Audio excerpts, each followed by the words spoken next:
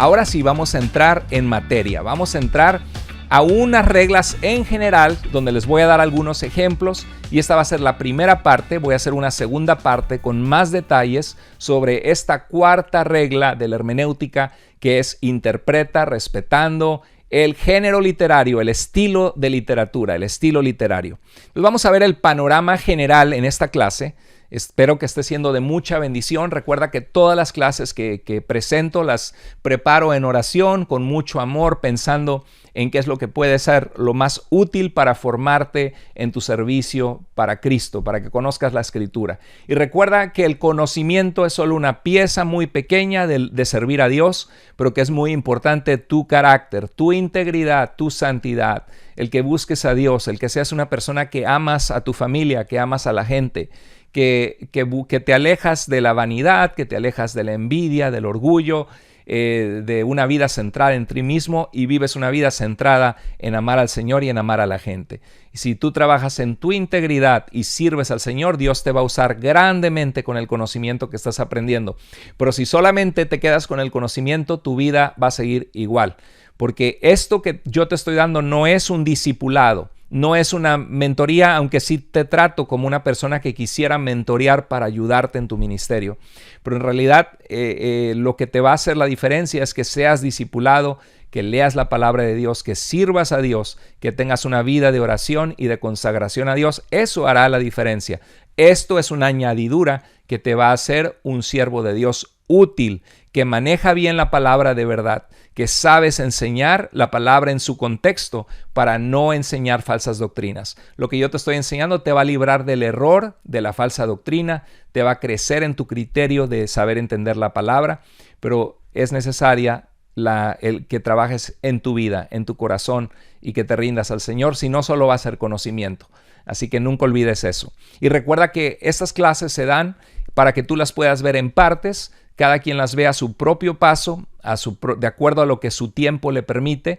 Así que puedes ver por secciones de 30 minutos. Las clases que son largas de 2 horas las puedes ver en 2 sentadas diferentes o en 2 momentos distintos en que te sientas a verlas y a tomar notas.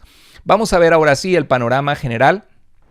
Y el panorama general, primero que nada, es la historia. Pero quise poner narrativa histórica porque la historia principalmente es una narración. Nos cuenta algo que sucedió en el pasado. Entonces ahí está el libro de Génesis. Génesis comienza con la narrativa histórica. Comienza con la historia. En el principio creó Dios los cielos y la tierra. Y nos habla acerca de cómo Dios creó la tierra en 7 días. Y ya vimos que los 7 días no necesariamente tienen que ser literales, aunque hay personas que se aferran mucho a una posición y dicen si la Biblia lo dice, así es. Pero es muy importante no olvidar la regla del contexto histórico. ¿Qué quiso decir Dios cuando fue dicho ese mensaje a su audiencia original, de acuerdo al contexto histórico y cultural de lo que esa audiencia entendió con ese mensaje?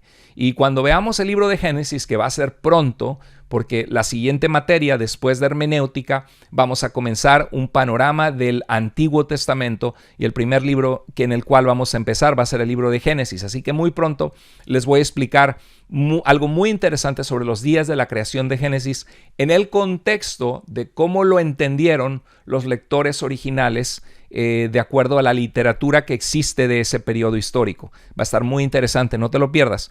Bueno, la narrativa puede ser histórica o educativa como las parábolas. Por ejemplo, Jesús cuenta historias, cuenta parábolas. Habla de la historia del hijo pródigo en Lucas capítulo 15, de un joven que le pidió a su padre su herencia, la malgastó y después de haberla malgastado quedó sin dinero, quedó alimentando cerdos para ganarse la vida y se acordó del amor del padre. Y fue corriendo a la casa del padre para rogar por misericordia, arrepentido del corazón, y el padre lo vio a lo lejos, corrió a sus brazos y lo abrazó.